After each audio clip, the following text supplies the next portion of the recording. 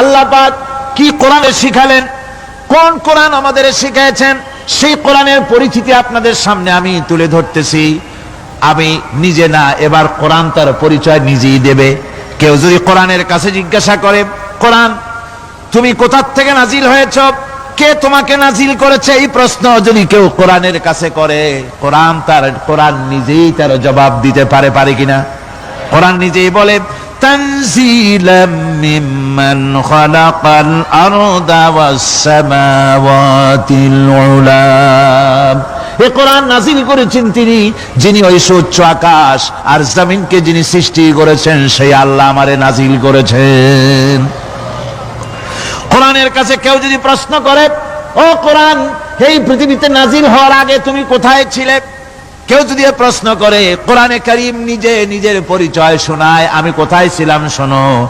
বাল হুয়া কুরআনুম মাজিদুন ফি লাউহিম মাহফুজ। বরং এই কিতাব অতীব মর্যাদা সম্পন্ন সুরক্ষিত ফলকে লিপিবদ্ধ ছিল, আমি ছিলাম লৌহে মাহফুজে, সেখান থেকে এসেছি।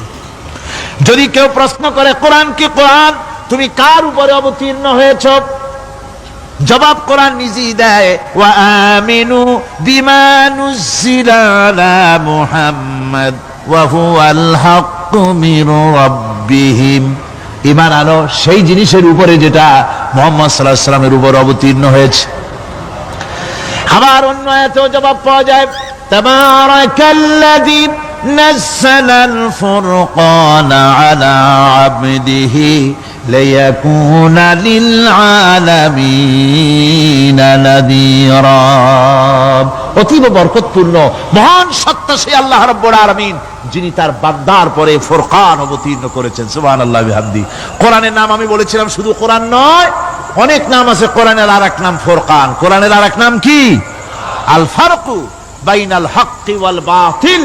কোরআন হচ্ছে সেই মহাসত্য যা মিথ্যা এবং সত্যের মধ্যে পার্থক্য সূচিত করে, মঙ্গল এবং অমঙ্গলের মধ্যে পার্থক্য সৃষ্টি করে, যা সত্য এবং মিথ্যার মধ্যে তাফরিকা সৃষ্টি করে, সত্যকে মানুষকে বুঝিয়ে দেয়। তার নাম হচ্ছে ফুরকান। এবার যদি প্রশ্ন করা হয়, ও কোরআন, বুঝলাম তুমি লৌহে মাহফুজে ছিলে, বুঝলাম তুমি নবীজির উপরে নাজিল হয়েছো, এবার বলো তুমি কোন মাসে নাজিল হয়েছো, তুমি তো আসছিলা প্রথম কোন মাসে নাজিল হয়েছো। এই প্রশ্ন যদি কেউ করে, কোরআন তার জবাবে বলবে, শাহরু রমাদানাল্লাযী উনজিলা ফীহিল কুরআন। রমজানের পবিত্র মাসে আমি অবতীর্ণ হয়েছি। সুবহানাল্লাহ। যদি প্রশ্ন করা হয়, রমজানে তো আসছো, কিন্তু প্রথম নাজিল হয়েছিল কোন সময়, ওটা কি দিন ছিল না রাত ছিল? কোরআন তার জবাবে বলে, ইন্না আনজালনাহু ফি লাইলাতিল কদর। কদরের পবিত্র রাতে আমি এই পৃথিবীতে আমার আগমন ঘটেছিল।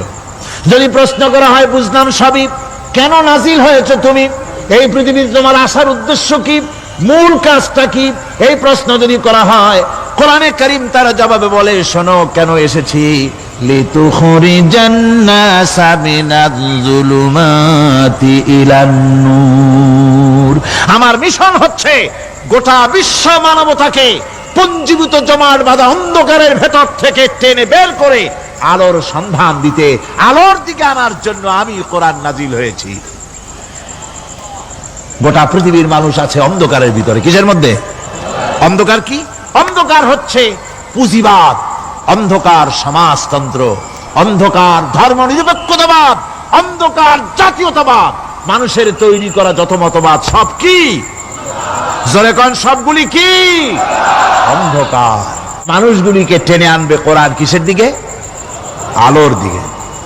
এবার যদি প্রশ্ন করা হয়, বুঝলাম তুমি অন্ধকার থেকে আলোর দিকে নিয়ে আসবে, আলোর দিকে আসলে পরে ফায়দাটা কি হবে, মূল ফায়দাটা বুঝায় দাও, আসল ফায়দা কি হবে তোমারে যদি মানি। কোরআন তার জবাব দেয়, নিজের পরিচয় নিজে তুলে ধরে, ফামান তাবিআ হুদায়া ফালা খাউফুন আলাইহিম ওয়ালা হুম ইয়াহজানুন।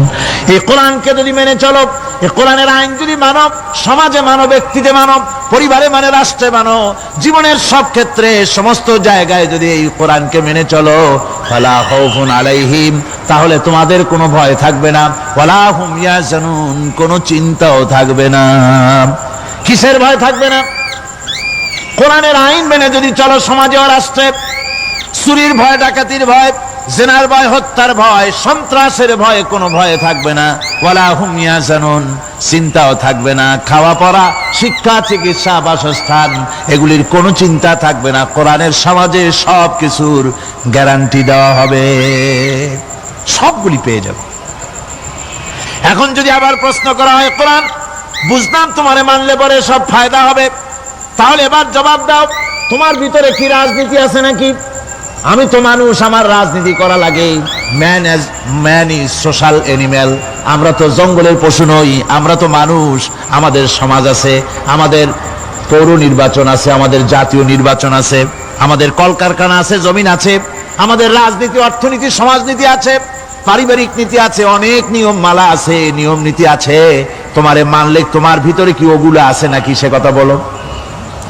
কোরআন তার জবাবে বলে, وَنَزَّلْنَا عَلَيْكَ الْكِتَابَ تِبْيَانًا لِكُلِّ شَيْءٍ وَهُدًى وَرَحْمَةً وَبُشْرَى